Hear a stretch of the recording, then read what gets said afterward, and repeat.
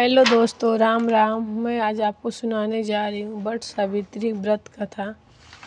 सुनकर बताना आप लोगों को कैसा लगा।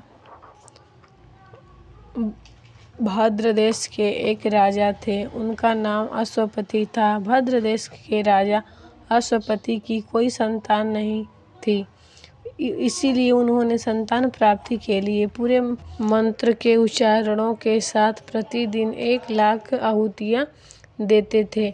18 वर्ष तक यह क्रम जारी रहा।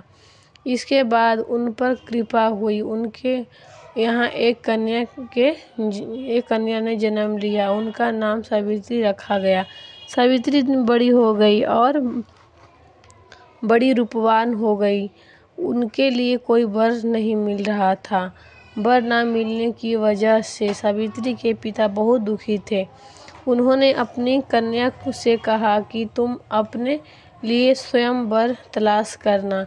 सावित्री ने अपने पिता की आज्ञा पाके अपने लिए वर ढूंढने निकल गई। सावित्री तपोवन में भटकती रही। वहाँ उसे वसन देश के राजा धूर्त सिंह मिले, क्योंकि उनकी राज्य उनसे छीन लिया गया था, इसीलिए वो वहाँ रह रहे थे। उनके पुत्र सत्यवान को देखकर सावित्री ने मन में पति के रूप में प्रण कर लिया था। इसके बाद सावित्री घर लौट आई। सावित्री जब घर पहुंची तो उसे अपने पिता के साथ नारद ऋषि को देखा। पिता के पूछने पर उसने बताया कि उसने स्वान देश के राजकुमार सत्यवान को स्वीकार कर लिया है। नारद ऋषि को यह बात पता चली तो उन्होंने कहा, हे राजा, ये आप क्या कर रहे हैं? सत्यवान गुणवान हैं, धर्मात्मा हैं और बलवान भी हैं, परंतु उनकी आयु बहुत कम है। वह अल्प आयु हैं। 1 वर्ष बाद ही उनकी मृत्यु हो जाएगी। ऋषि नारद की बात सुनकर राजा अश्वपति घोर चिंता में पड़ जाते हैं। उन्होंने सावित्री से कहा, हे पुत्री, तुमने जिस राजकुमार को जीवन साथी चुना है वे अल्प आयु हैं। तुम्हें किसी और को वर जीवन साथी चुनना चाहिए।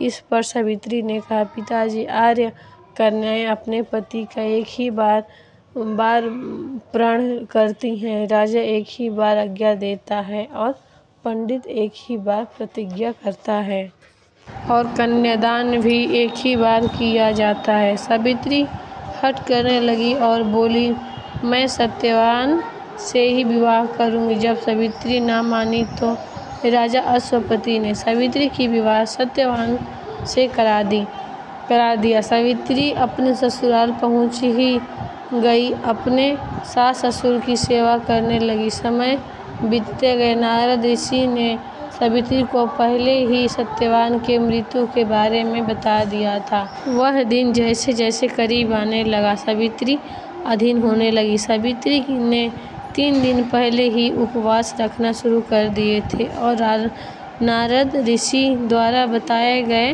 तिथियों पर पितरों का भोजन भी किया। वह हर दिन की तरह सत्यवान लकड़ी काटने जंगल चले गए।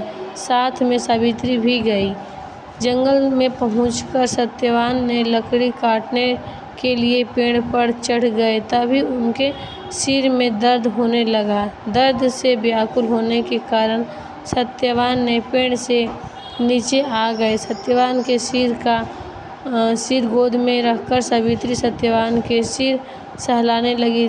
तभी वहाँ यमराज आते दिखाई दिए। तब यमराज सत्यवान को अपने साथ ले जाने लगे। तभी सावित्री भी उनके पीछे पीछे चल पड़ी। यमराज ने सावित्री को समझाने की बहुत कोशिश की, यही विधि का विधान है, पर सावित्री नहीं मानी और यमराज के पीछे पीछे चल पड़ी। उन्होंने यमराज से कहा कि मैं सत्यवान को ले जाने नहीं दूंगी। सावित्री की निष्ठा और पतिव्रता देखकर यमराज ने कहा, हे देवी, तुम धन हो,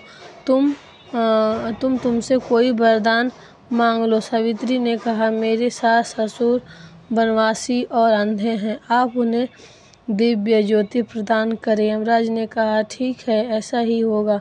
जाओ, अब यहाँ से लौट जाओ। लेकिन सावित्री अपने पति के पीछे पीछे चलती रही। यमराज ने कहा, देवी, तुम वापस लौट जाओ। सावित्री ने कहा, भगवान, हमें अपने पति के पीछे पीछे चलने में कोई परेशानी नहीं है।